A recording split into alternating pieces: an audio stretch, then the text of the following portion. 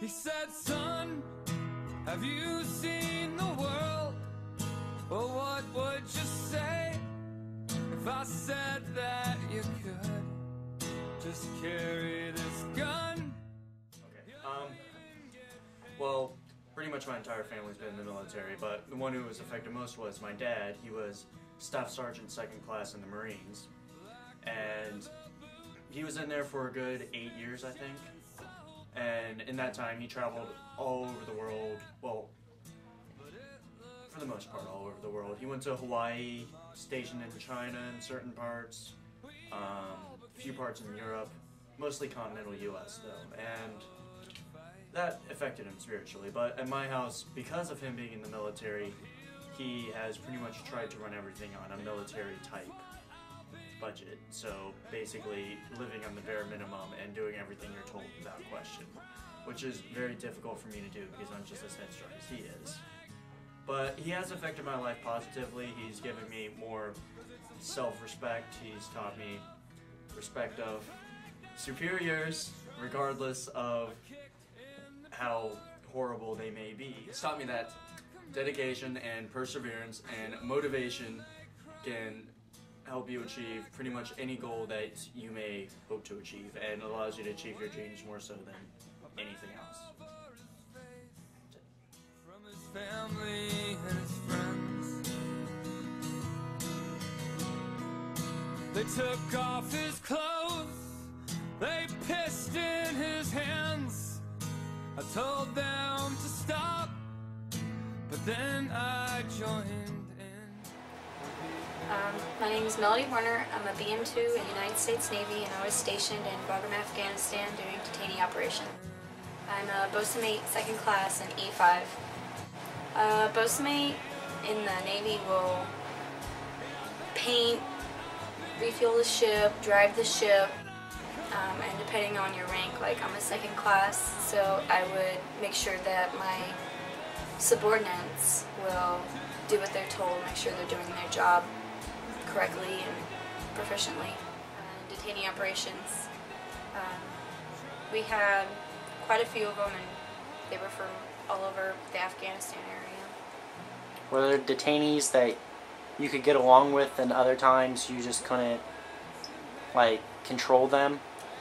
Yeah, it depended on, let's say one of them's blanket was maybe starting to get worn, and they would want a new blanket, but the blanket exchange wouldn't be for another couple of days, and they would try to kill themselves or get the rest of the cell to cause a riot or something like that to try to get their way. And then some days they would be perfectly fine, and you could walk up and talk to them in the cell and be like, hey man, you need to come to your appointment, and they would be fine with it, depending on what they wanted or what they thought they needed. If they were bad and they had DRs written on them, then they would get put in segregation. They wouldn't have anything. We would they would only get 2 blankets. They wouldn't get a green mat. All the luxuries that they get in there would be taken away from them, and it would either show them to not do it again, or they would just get angrier. I'm Haley Smith, and I'm pro-military. First off, because if we didn't have a military, then we'd all be dead. And that's my least favorite thing to do, is die. So, and second, a lot of people are anti-war because they think that we're in the war in Iraq is against Iraq, but it's not against Iraq, it's a war against terrorism. So we're pretty much trying to protect our country. We can either have the war over there or over here. Personally, I would rather have it over there, far away from me and all my friends and family.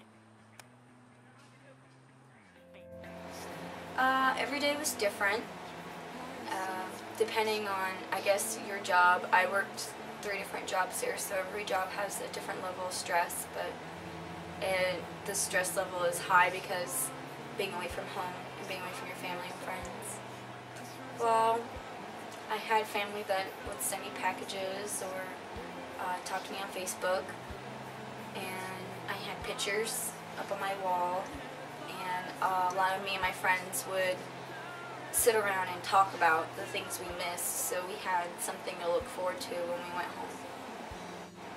home. My biggest thing was being able to go back to my rack and read, or, you know, we'd all sit outside or go to the USO and watch movies together, maybe something that made us laugh from when we were at home, and then we could bring up stories of funny things.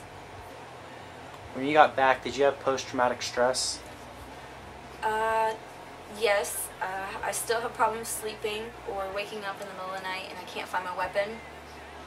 So I kind of get used to carrying that around. Seeing some of the people, I see a lot of the Afghani people or people that even resemble Muslims will freak me out a little bit, and I just have to get away. Living here where I'm at, I kind of live close to the highway. If someone's car backfires, it kind of reminds me of gunfire, and I'll wake up and I'll think that, you know, we're getting mortared. So, and then it's a little harder to fall asleep after that. It's nice being back. I definitely miss my family and my friends and my pets. But I think if I had to go back, I would. Coming back home afterwards was a little stressful because you got used to the daily routine that you were used to there, and you get used to the people that you're around because they become like family. So, I mean, if I went with the same group, definitely, but if I had to, I'd do it again. What I was doing there, I probably liked the last job that I had there, working in escorts, just taking the detainees from where they were, bringing them to appointments, and then back to where they live. That was a little less difficult. Was the plane ride there and back stressful all in itself?